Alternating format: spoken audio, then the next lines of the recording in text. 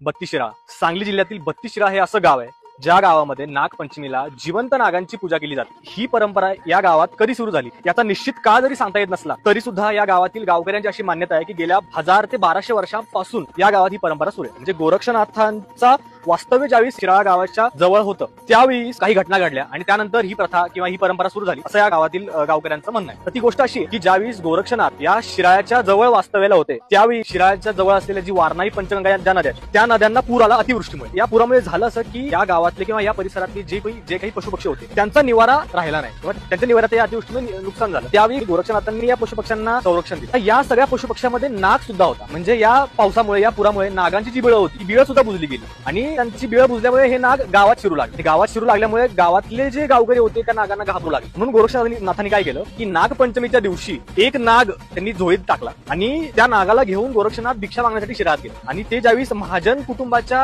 घराजवळ गेले आणि अलक निरंजन असं म्हणून त्यांनी आवाज दिला त्यावेळी त्या घरातली जी स्त्री होती त्या स्त्रीने यायला थोडा उशीर केला। म्हणजे भिक्षा घेऊन यायला थोडा उशीर केला। तर ती स्त्री ज्यावेळी भिक्षा घेऊन गोरक्षनाथांकडे आली त्यावेळी गोरक्षनाथांनी त्या स्त्रीला प्रश्न विचारला की तुला यायला उशीर का झाला। तर ती स्त्री म्हणाली आज नागपंचमी असल्यामुळे मी मातीच्या नागांची पूजा करत होते घरामध्ये। तर गोरक्षनाथ म्हणाले की मातीच्या नागांची पूजा का करते। त्यावेळी गोरक्षनाथांनी त्यांच्या झोळीतला जो खरा जिवंत नाग होता तो जिवंत नाग बाहेर काढला आणि म्हणाले की या नागाची पूजा घाबरू नको हा नाग तुला काही करणार नाही। आणि त्यानंतर त्या स्त्रीने त्या जिवंत नागाची पूजा केली आणि ही गोष्ट सगळ्या गावकऱ्यांना ज्यावेळेस कळाली त्यावेळेस गावकऱ्यांना सुद्धा ही गोष्ट लक्षात आली की नागांची आपण पूजा केली पाहिजे आणि त्या दिवसापासून या गावात नागपंचमीच्या दिवशी जिवंत नागाची पूजा करण्याची परंपरा किंवा प्रथा सुरू झाली। आता या शिराळ्यातील नागपंचमी उत्सवाबद्दलचा ऐतिहासिक पुरावा जर आपण पाहायला गेलं तर समर्थ रामदासांचा एक ऐतिहासिक पुरावा आपल्याकडे उपलब्ध आहे। समर्थ रामदास स्वामी 11 मारुतींपैकी एक वीर मारुतीची स्थापना या शिराळ्यात केली। म्हणजे इसवी सन 1645-46च्या काळात त्यांनी शिराळ्यातील या नागपंचमी उत्सवाबद्दल लिहिलंय की जागा लक्ष्मीचे सिराळे तेथे निगती नागत्वय श्रावण मासी मुले बाळे खेळवी। म्हणजे या काव्य पंक्तीतून आपल्याला लक्षात येत आहे की 17व्या शतकामध्ये सुद्धा हा नागपंचमीचा उत्सव शिराळा गावामध्ये चालू होता। पण गेल्या काही वर्षांपासून या प्रथेमध्ये खंड पडलाय। समाजातील काही घटकांना ही प्रथा किंवा ही परंपरा मान्य नाहीये। पण शिराळा हे गाव जिवंत नागाची पूजा करण्याची परंपरा आणि या गावाचं वेगळेपण अजूनही ते जपत आहे। अंबाबाई गोंधळाला ये अगं अंबाबाई गोंधळाला ये तुझा भवानी गोंधळाला ये अगं काळूबाई।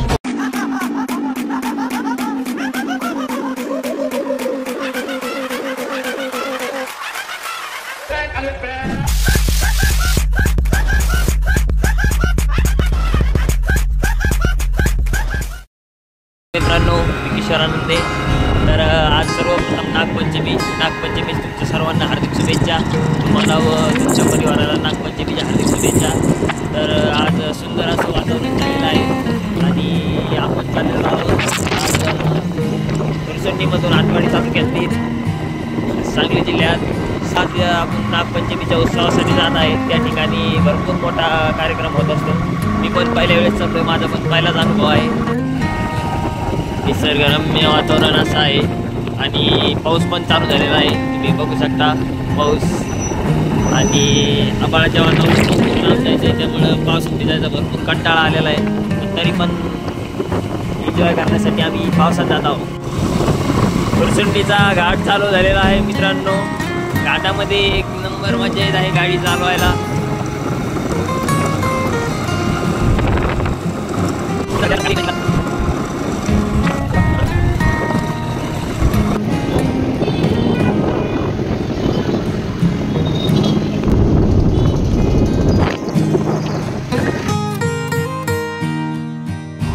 Continue straight.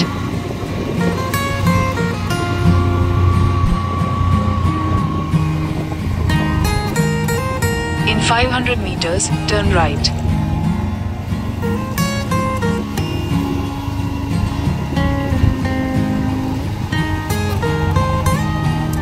खूप रस्ता निसरता आहे त्यामुळे एकदम स्लो चाला, सावकाश चाला।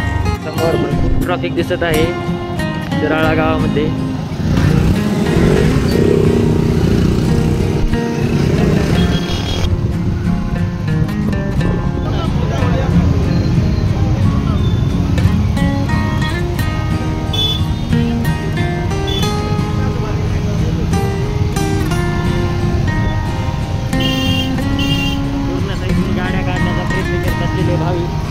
आम्ही पण त्याच गाडी काढायचा प्रयत्न करत आहोत। तर आपली लालपरी महाराष्ट्राची तुम्ही भरपूर करता केलेला आहे।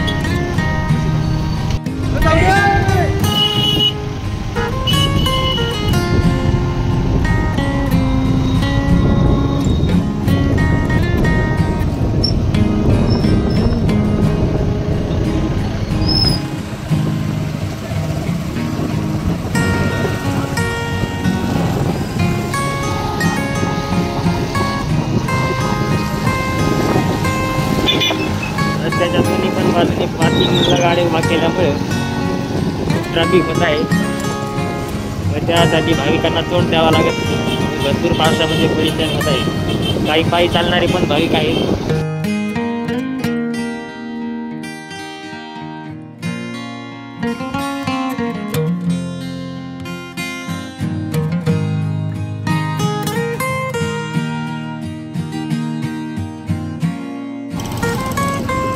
एकदम असा फर्स्ट क्लास हायवे आहे. या हायवेची कोणी चेष्टा करू नये, मस्करी करू नये. खाट्यात गाडी जाते का गाडीत खड्डे येतं, मेळ लागायचं काम नाही. तुम्ही हसू नका, ते पण हसत नाही. भाऊने आज नवीन हॉर्न घेतल्या जावा आणि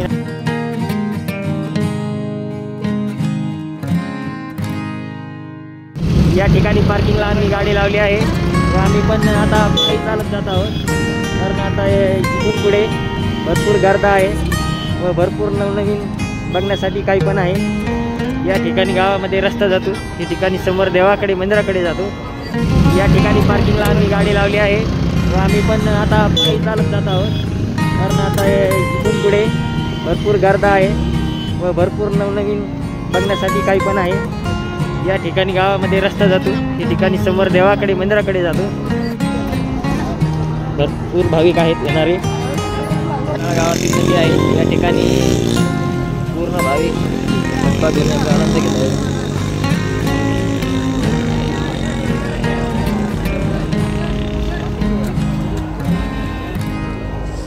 बघू शकता या ठिकाणी पावसाने खूप परेशानी लावलेली आहे.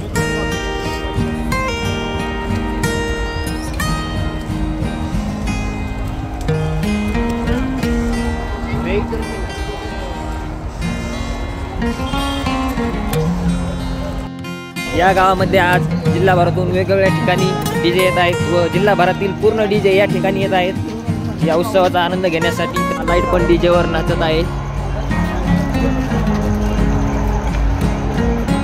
पर्यंत नजर राहील तिथपर्यंत फक्त गर्दीच गर्दी.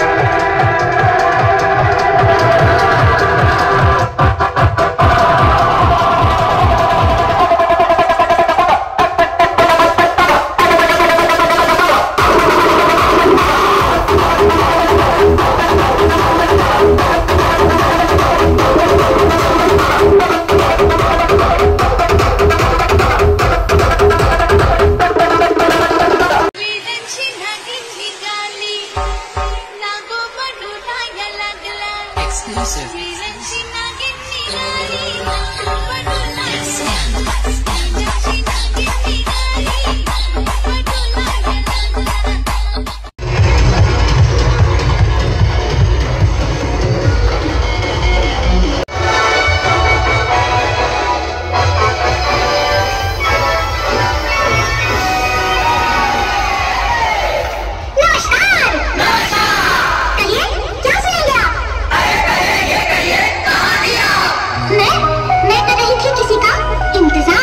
त्या ठिकाणी अंबा माताचे मंदिर आहे. आपण दर्शनासाठी आतमध्ये जाऊ. थोड्याच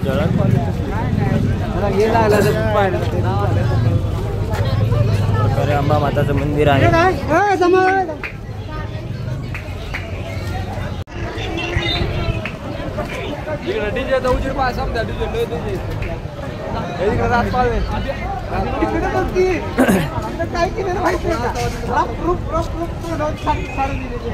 अशा प्रकारे या ठिकाणी रांगोळी काढून सजवलेला आहे.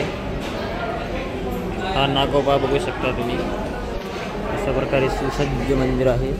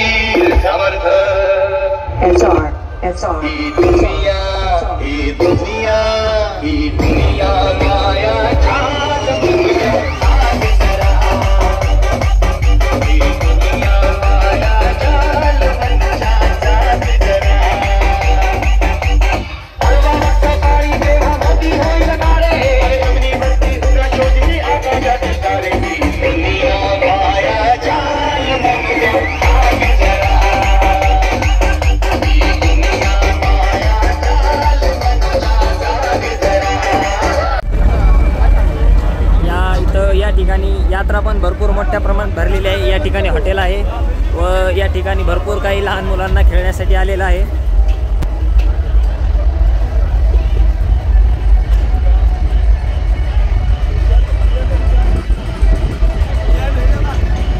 अशा प्रकारे भरपूर मोठा व्हिडिओ आलेला आहे. हे आमचे आदेश सर आलेले थाटामाटात. यांना पण व्हिडिओमध्ये येण्याची भरपूर हवस.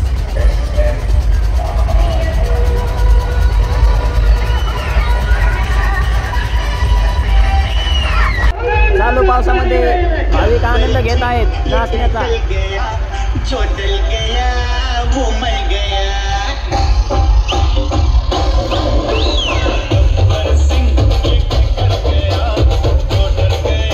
या ठिकाणी भाविकांसाठी हॉस्पिटल व फिरते ॲम्ब्युलन्स पण आहे. हे फिरते हॉस्पिटल आहे. जर कोणाला काही उपचाराची गरज असेल तर या ठिकाणी आहे. या ठिकाणी पान पण आहे विकण्यासाठी. बघा, मसाले पान.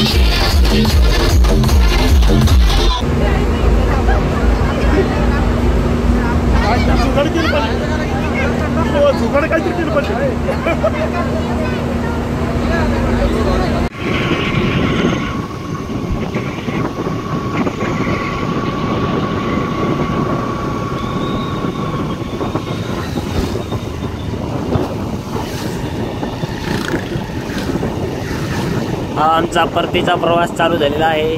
शिराळवरून आम्ही आमच्या रूमकडे रवाना होत आहोत.